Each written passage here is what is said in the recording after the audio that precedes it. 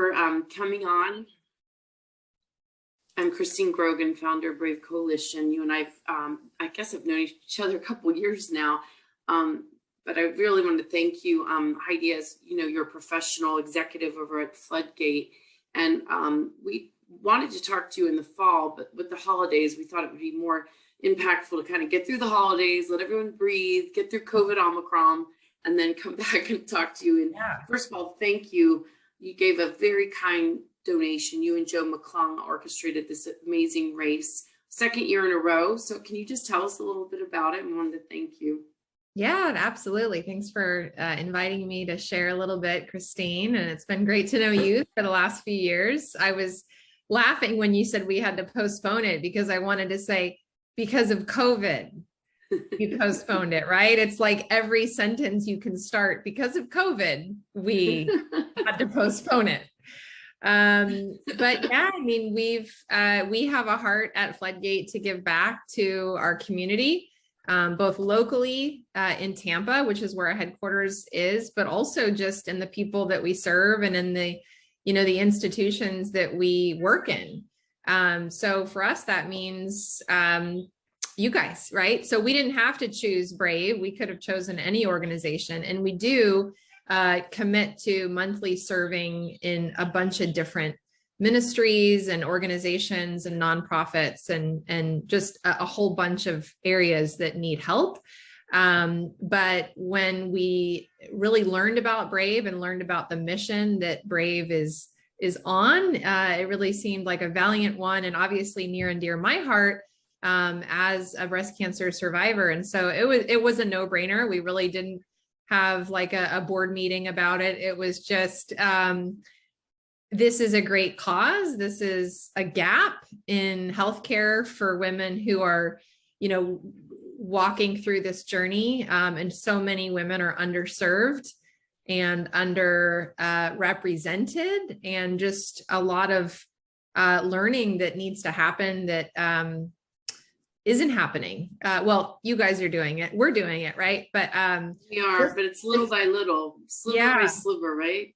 Yeah. So anything that we can do to raise not only funds, but awareness for Brave and what Brave is trying to do, you know, to help not only the women impacted, but their families, the providers, and the other stakeholders. So we're happy to jump in and help move the needle.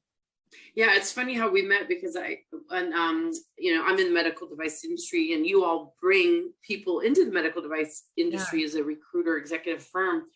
Your brother and I started talking, and then he said, Heidi, you know, that you're a breast cancer survivor, so thank you for being an ambassador.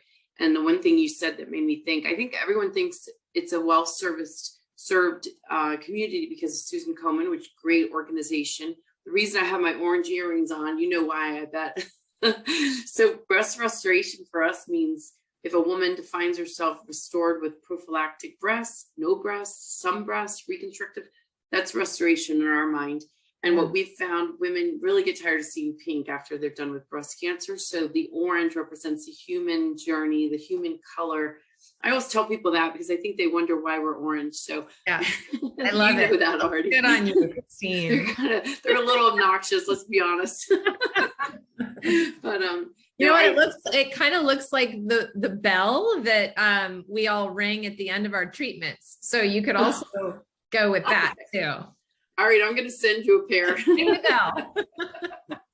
No, I wanted to just be short and sweet, just thanking Floodgate. And like you said, the disparity, we're going to keep working it. We're going to keep working the medical device field that you service. All these companies, they're doing their best to get women the reconstructive tools they need, but the reimbursement, helping the insurance companies help the patients. And some patients don't have a great breast journey because they don't have any coverage. So that's sort of where we're trying to focus. But anything else, Heidi? Because I know you've helped so many patients with Brave, and it's really just thanking you is really what today was about. Yeah, I mean, I think just for me as someone who's personally walked through it, I think it's just awareness is really the first step that needs to change. I think that once people are aware of the disparity, then they can move into action, they can educate themselves, they can reach out for help to organizations like Brave. But until the patients and their families and the people affected by the disease, until they're made aware, nothing's going to change, because, policymakers and the other stakeholders, unless they're really feeling that pressure to make changes, they won't. And so anything that we can do to help you guys drive that mission forward of just, letting people know what's going on and that this is a disparity, we'd love to be a part of it. And we're honored to partner with you guys. Thank you. Thank you. And what you said is so true, and you said it so well. That's why you're an ambassador and you speak so well, because policy and all of that is what we really need to go after. Because women may know, we have women call all the time that are like, well, I have some sort of insurance, but I even had a woman last week say her mastectomy was looked upon as unnecessary and cosmetic. And I was like, that is really, really atrocious. So, and I've actually had a few that way, Heidi, but more of that to come. I'd love to have you back with us at maybe another time and talk more about some of these topics and maybe bring some patients on to talk to you. Yeah, I would love it, Christine. Thanks for You're the best. Thank you. Happy New Year. Say goodbye to COVID. Yeah. Yeah. Bye. Good riddance.